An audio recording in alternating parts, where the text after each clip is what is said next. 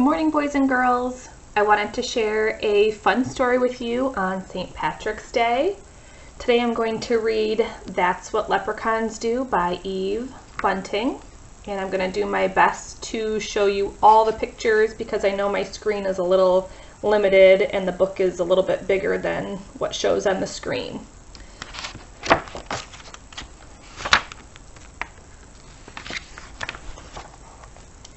The three leprechauns sat under the chestnut tree. Ari looked up at the sky. "It's coming," he said, "and there's work to be done." Can you see what's coming? Looks like a rainstorm. Boo and Cal put on their red shoes and their caps and strapped their packs to their backs. "We're ready," Boo said. "But why is it always that has to put on the pot of gold at the end of the rainbow? Especially since not a single soul ever finds it," Kyle added. Ari looked from one of them to the other. "Don't be asking," he said. "It's leprechaun duty, so it is.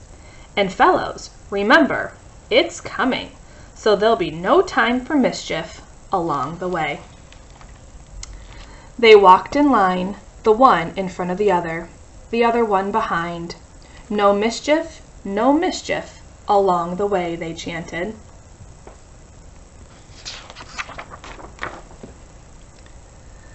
But when they got to Ballybunion Farm, they saw Mrs. Ballybunion's cow, Pansy, standing in the field. Ari whipped out the little bottle of red paint he kept in his backpack for leprechaun business. He ran across to Pansy. "Stand still, my lovely," he told her, and he painted her hooves scarlet red. Uh-oh.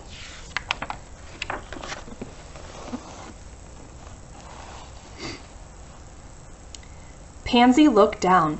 "Pretty," she said. "Imagine Mrs. Ballybunion's face when she comes to milk you," Ari shouted. He and Boo and Cal rolled over and over in the grass, laughing. "She'll think I've been to a dance." Pansy did a couple of small hop and steps to demonstrate. The leprechauns clapped and whistled. "We'd be delighted to join you in a waltz or two," Ari exclaimed, "but we're in a desperate hurry." "I thought there was to be no mischief along the way," Boo reminded him. "Oh, sure, but I couldn't help myself. Mischief's what leprechauns do," Ari said, "along with our other, more important duties." He glanced up at the tatters of clouds in the sky. "And we'd better not delay, for we delayed long enough already." But as they were passing old Jamie Bradley's house, they saw Jamie's gray wooden long johns spread out to dry on his hawthorn hedge.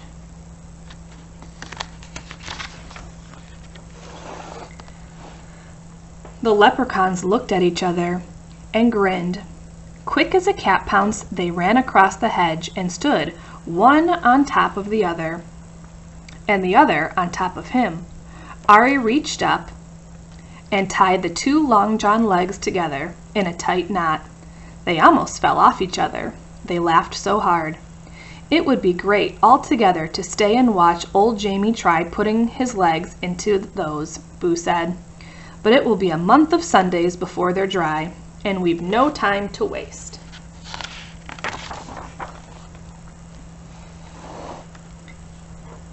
They took a few minutes to somersault across Liam McGabe's garden. There was a yellow tennis ball in the middle of the road, and they rolled it along with them as they went. Miss Maud Murphy's hen Bertie clucked at them from behind her gate. "Bertie," Ari said, "would you be doing us a favor? Could we trundle this ball up to your nest, and could you sit on it for us? It'll be the greatest joke on Miss Maud Murphy when she comes to gather your eggs."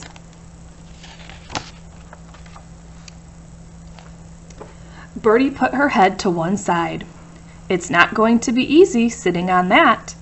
But the three of you were so good to me scaring that fox away from my hen house last night, I'll do it." Cal stretched up and patted her wing. "Thank you, Birdie." They squeezed themselves through the gate and tumbled the ball with them. Then they heaved it up into Birdie's nest. She gave it a trial sit.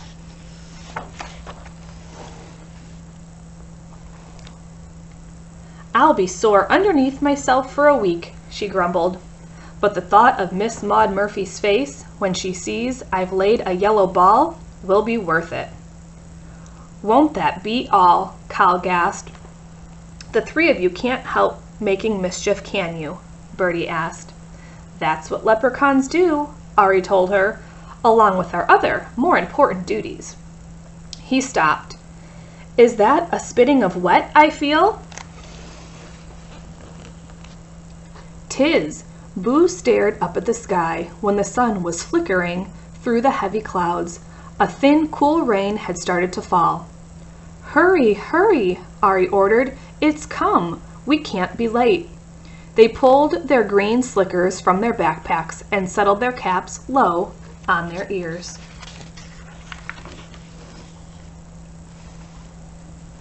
Let's see if you can see them over here.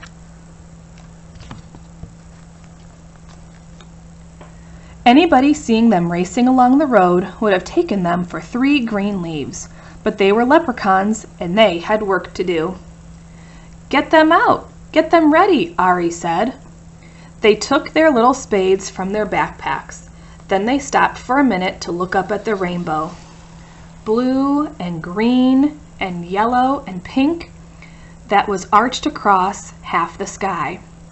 "There it is," Ari said with satisfaction. "Come on."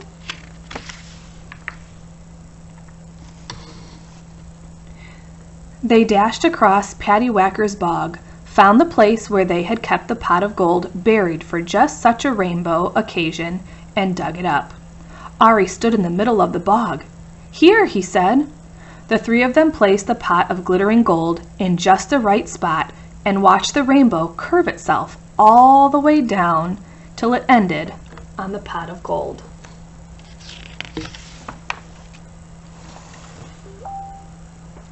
The leprechauns settled themselves to wait.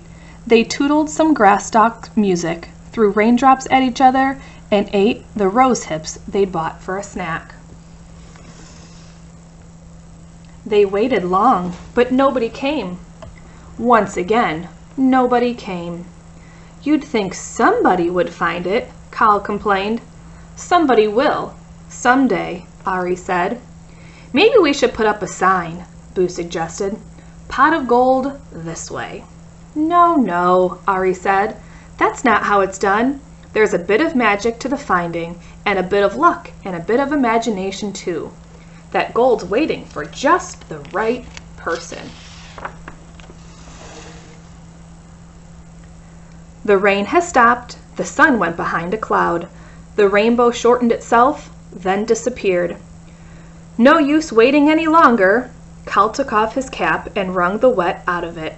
"If we hurry, we could be in time to see Miss Maud Murphy discover Birdie's big yellow egg." Boo laughed. "Won't that be the greatest thing to see?" "All right then," Ari said. "We'll put a rush on this." They buried the pot again in its usual place. Ari patted the smoothed down bog dirt. "Don't worry, Pot," he whispered. "We'll be back to get you the next rainbow day. Now we're off again to see what new mischief we can find. For besides our important duties, that's what leprechauns do." Here they are, passing the farm again. And I don't think she's too happy about what they found. All right, I'll read this last little page for you all about leprechauns. It says, according to legend, the leprechaun is a tiny elf found only in Ireland. Most leprechauns are shoemakers to the fairies, who pay them gold for their work. The leprechauns, or little people, store their gold in pots and often bury one at the end of a rainbow. Since leprechauns love more than anything to play tricks, this may just be another one. The gold at the end of the rainbow has not been discovered yet. But if you find a leprechaun and pick him up, he must tell you where his gold is, where it's hidden. That is leprechaun law.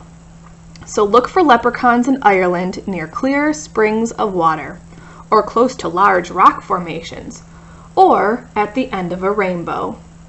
Listen for the sound of tiny hammers tapping or elfin pipes piping as small voices sing a fairy song.